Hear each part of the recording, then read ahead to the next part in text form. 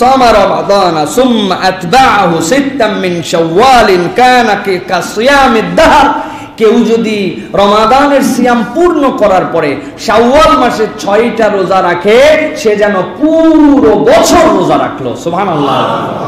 অতএব প্রিয় ভাইয়েরা, আমরা রমাদানের এই অভ্যাসকে ক্যারি করে শাওয়াল মাসে আমরা 6টা রোজা রেখে দেওয়ার জন্য চেষ্টা করব। প্রিয় ভাইয়েরা, এটা শাওয়াল মাসের সবচেয়ে বেস্ট আমল।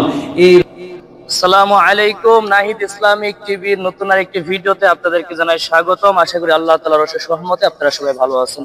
তো আমি নতুন আরেকটি ভিডিও নিয়ে আপনাদের সামনে চলে আসছি। সেই ভিডিওটির মেইন বিষয় হচ্ছে যে আমাদের শাওয়াল মাস যেহেতু শুরু হয়ে গিয়েছে, তো শাওয়াল মাসে রাসূল সাল্লাল্লাহু আলাইহি ওয়াসাল্লাম কি কি আমল করেছেন এবং আমাদের জন্য শাওয়াল মাসে কি কি আমল করার প্রয়োজন, চলুন আমরা আমাদের প্রিয় ব্যক্তিত্ব, প্রিয় আলেমের জবান থেকে শুনে নেই শাওয়াল মাসে কি কি আমল রাসূল কারীম সাল্লাল্লাহু আলাইহি ওয়াসাল্লাম নিজে করেছেন, সাহাবায়ে কেরাম রাদিয়াল্লাহু তাআলা আনহুমদেরকে আদেশ করেছেন, এবং শাওয়াল মাসের আমল জেনে ইনশাআল্লাহ ওই অনুযায়ী আমরা আমল করব। আমাদের দুনিয়া এবং আখিরাত উভয়টা সুন্দর হবে ইনশাআল্লাহ। রমাদানের সিয়ামের পরে মুহররমের সিয়াম, মুহররমের সিয়ামের পরে শাওয়ালের সিয়াম, এই মর্যাদা ফজিলত অন্য কোন সিয়ামের আর নাই। সুবহানাল্লাহ বিহামদি। অতএব আমরা রাখবো এটা। আমরা অনেক সময় হিসাব মিলাই যে 30টা রোজা যদি আমরা করি, এটাতে আমাদের 300, আর এইটা হচ্ছে এই 6টা রোজা করলে 60, এই মিলাই আমরা 360 দিনের একটা ক্যালকুলেশন। এটা হাদিসের ক্যালকুলেশন নয়, কেননা চন্দ্র বছর তো 353 দিনে হয়, আর এইদিকে যদি 29 রোজা হয় তো আপনার ক্যালকুলেশন তো ফেল। সুতরাং আমরা এই ক্যালকুলেশনে যেতে চাই না। আল্লাহ ক্যালকুলেশন ছাড়া বান্দাকে দিতে চান। রমাদান পূর্ণ করছে, 6টা রোজা রাখছে, আল্লাহ পুরো বছরের সওয়াব দিবেন। সুবহানাল্লাহ বিহামদি। অতএব এটা করব। দ্বিতীয় প্রসঙ্গ, যে মেয়েরা এই সিয়ামটা আগে করবেন নাকি তার কাজা সিয়ামগুলো আদায় করবেন?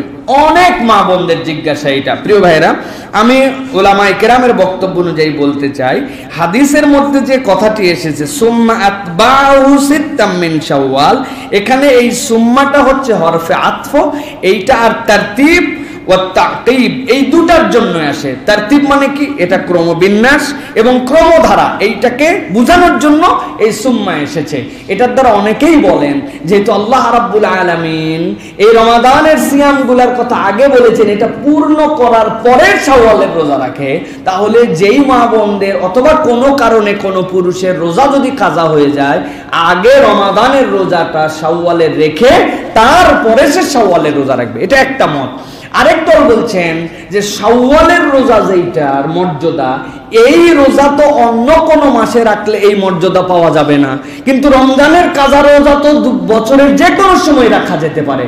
তো এই হাদিসের আলোকে বলছেন, কারো যদি নিফাস হয়ে যায়, বাচ্চা প্রসব করার পর দীর্ঘ সময় তার নিফাস, এই কারণে তার রোজা রাখা যায় নাই, এবং সেই রোজাটা যদি তিনি কাজা করতে চান শাওয়ালে, তাহলে শাওয়াল মাসটাও শেষ হয়ে যাবে, তাহলে তার জন্য আগে শাওয়ালের রোজা রেখে নেবেন, এরপরে রমাদানের রোজা রাখবেন। যেহেতু রমাদানের রোজার বাকি 11 মাস কাজা করা যায়, কিন্তু শাওয়ালের সওয়াব পাওয়ার রোজা শাওয়াল ছাড়া অন্য মাসে পাওয়া যায় না। এটা আরেকটা মত। আরেক দল বলছেন, যদি কেউ ইচ্ছা করেন যে তার রমাদানের রোজা, যেটা আল্লাহ রাব্বুল আলামিন ফরজ তার চলে গেছে এবং এটা আল্লাহর পক্ষ থেকে রুখসাত ছিল, অন্য সময় আদায় করে নিতে পারবেন, সুতরাং তিনি ইচ্ছা করলে এটা আগে রাখতে পারেন, ইচ্ছা করলে শাওয়ালের রোজা রাখতে পারেন, এতে তার কোনো রকম সমস্যা নেই। সুতরাং আমরা মূল কথা যেটা বলবো, আপনার সাধ্যের মধ্যে থাকলে, শরীর কুলালে রমজানের কাজাটা রেখে ফেলেন, শাওয়াল রাখেন, আর না পারলে শাওয়ালের রোজা রেখে দেন, এরপরে আপনি রোজাগুলা কাজা আদায় করার জন্য চেষ্টা করেন। তবে যাই করেন, শাওয়ালের ভিতরে শাওয়ালের 6টা রোজা আমরা সকলে রাখার নিয়ত করি ইনশাআল্লাহ।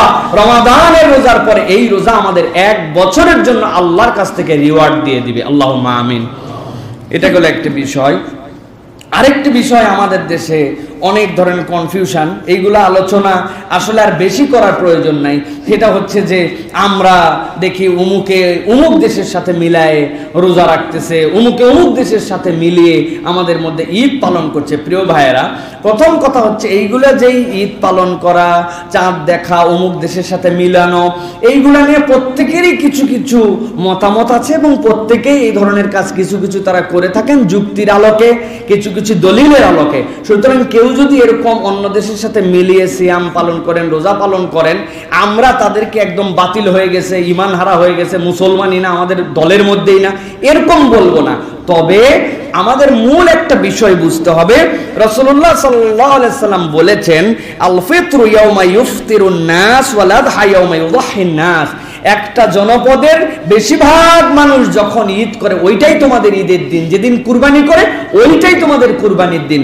রাসূলুল্লাহ সাল্লাল্লাহু আলাইহি ওয়াসাল্লাম আরো বলেছেন, আন-নাহরু ইয়াউমা ইয়ানহারুল ইমাম ওয়াল ফিতরু ইয়াউমা ইফতিরুল ইমাম। তোমাদের রাষ্ট্রপ্রধান, যে রাষ্ট্রের অধীনে যেটা আছো, তিনি যেদিন সিয়াম খুলে, রোজা খুলে ঈদ আদায় করবেন, সেদিনই তোমাদের ঈদ। তিনি যেদিন কুরবানি করবেন, সেদিনই তোমাদের জন্য ঈদ, কুরবানি। সুতরাং রাষ্ট্রের মধ্যে থেকে বৃহত্তর মুসলিম উম্মার জন্য ভালোবাসার বন্ধনে আমরা দৃঢ়তা দেখানোর জন্য আমাদের উচিত অধিকাংশ মানুষ যেদিন ঈদ করে সেই দিন আপনার জন্য ঈদ করা। এমনকি রাষ্ট্রের সাক্ষ্যের বিপক্ষে কোনো একটা লোক, কোনো গোষ্ঠীও যদি চাঁদ দেখে ফেলছে বলে, তার সাক্ষ্য গ্রহণ করা হবে না, সাক্ষ্য রাষ্ট্রেরটা গ্রহণ করা হবে। রাসূলুল্লাহ সাল্লাল্লাহু আলাইহি ওয়াসাল্লাম এটা স্ট্রিক দিয়েছেন। অনেকেই বলেন যে এখন দুনিয়া আগায় গেছে, তারপরে হচ্ছে ওই স্যাটেলাইট আগায় গেছে, এটা করলে সমস্যা কি? আমাদের কথা, সমস্যার কথা আমরা বলি নাই, কিন্তু এটা তো একটা উম্মার ঐক্যবদ্ধতার একটা খবর আসতে হবে, সারা উম্মার ব্যাপারে একমত হতে হবে। এই বিষয়তে একমত হয় নাই, তাহলে আপনি কেন নিজে নিজে কেবলমাত্র মুক্তমুখকে অনুসরণ করেন? আমি যদি যুক্তি দেই আপনারা বুঝতে পারবেন। দেখেন, রমাদানের যে চাঁদ ওঠে, রমাদানের চাঁদ ওঠার 12 ঘন্টা পরে আমরা দেখা যাচ্ছে ঈদের নামাজ পড়ি, ঠিক না?